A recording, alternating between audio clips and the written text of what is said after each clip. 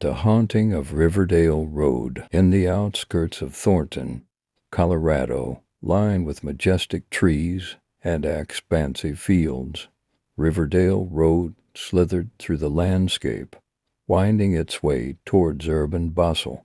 It was a picturesque drive during the day, dotted with charming houses and vibrant autumn leaves. But as darkness fell, it transformed into a place of dread shrouded in local lore. The legend of Riverdale Road haunted whispers on the lips of teenage thrill-seekers and restless locals. They said it was a road where time slipped away, where shadows danced at the periphery of vision, and where souls intertwined with the living. The most spine-chilling tale concerned the notorious gateway to hell, an area where the living met the spirit world. One gloomy October evening, a group of 4 friends, Megan, Jake, Sarah, and Tom, decided to test their courage.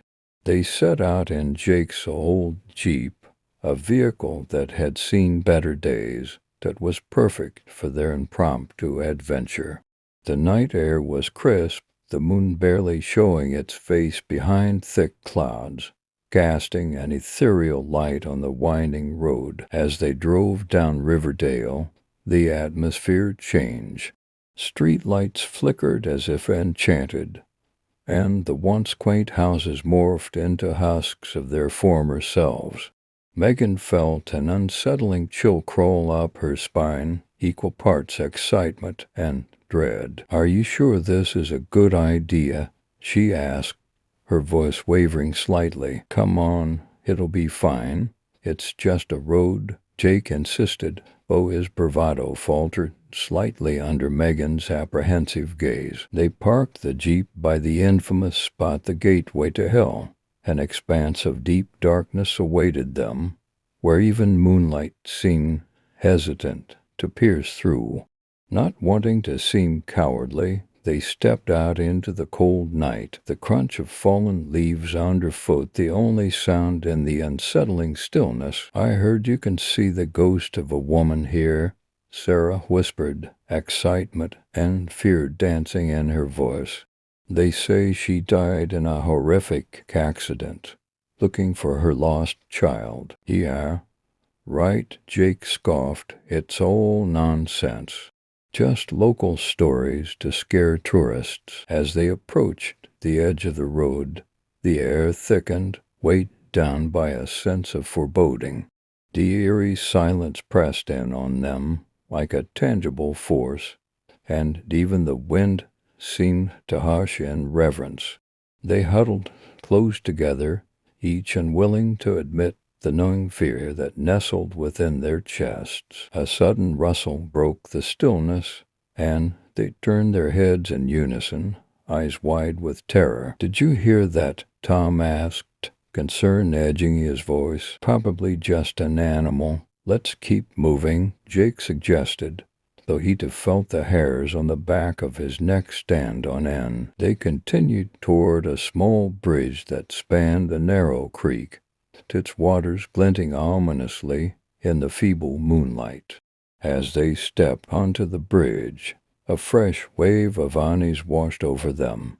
An inexplicable heaviness settled in the air, and the whispering whines seemed to carry anguished cries, barely audible yet distressingly close. Megan peered over the edge, her curiosity momentarily overshadowing her fear. "What if we just looked for a sign? We could find something that proves the story's right or wrong." Her voice was barely a whisper. "No way. Let's not get too close to the edge," Tom warned. "We're not here to get swept away." Just as he spoke, the bridge creaked ominously, sending a jolt of fear through the group. Suddenly, the temperature dropped, casting a fog of breath before them.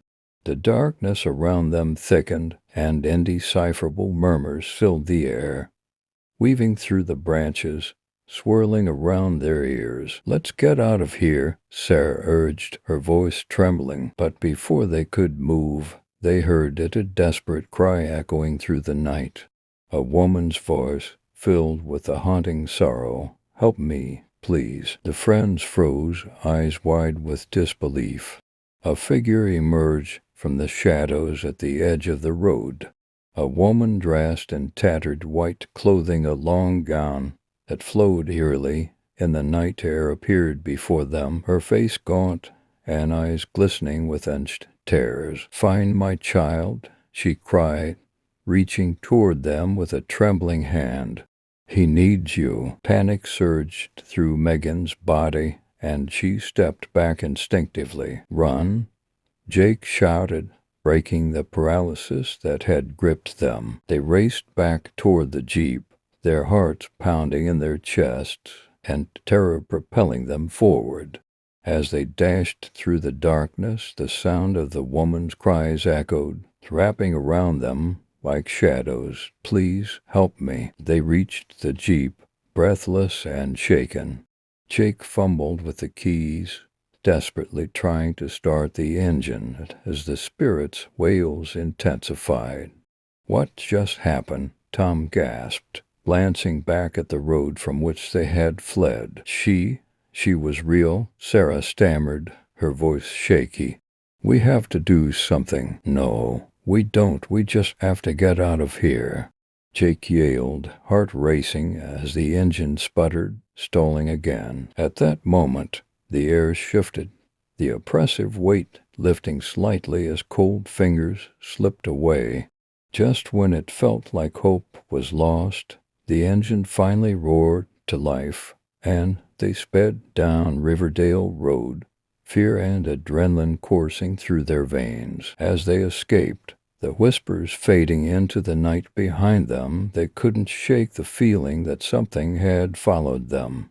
They recounted the encounter over and over, each retelling deepening their horror. The haunting of Riverdale Road stayed with them long after that night. Each friend reacted differently. Jake now avoided the area completely, unwilling to invite that nightmarish encounter back into his life. Tom became obsessed, researching the road, losing himself in stories of the lost woman and her child. Sarah strived to find a way to make peace with the tragic spirit they encountered rather than simply forget her. Megan, however, carried a heaviness in her heart, struggling with the cries of the woman and the weight of her anguish. She felt compelled to learn more. Many days passed, and the ache of unresolved sorrow tugged at her every thought. One evening, months after their encounter, Megan returned to Riverdale Road, determined to confront whatever haunted her.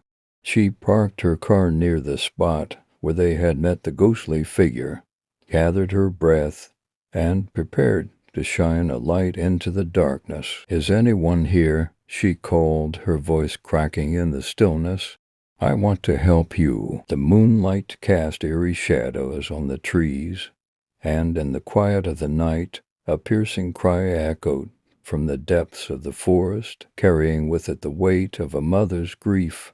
"Help my child, please." Then came a shift in the atmosphere, a subtle change as though time itself had paused to listen.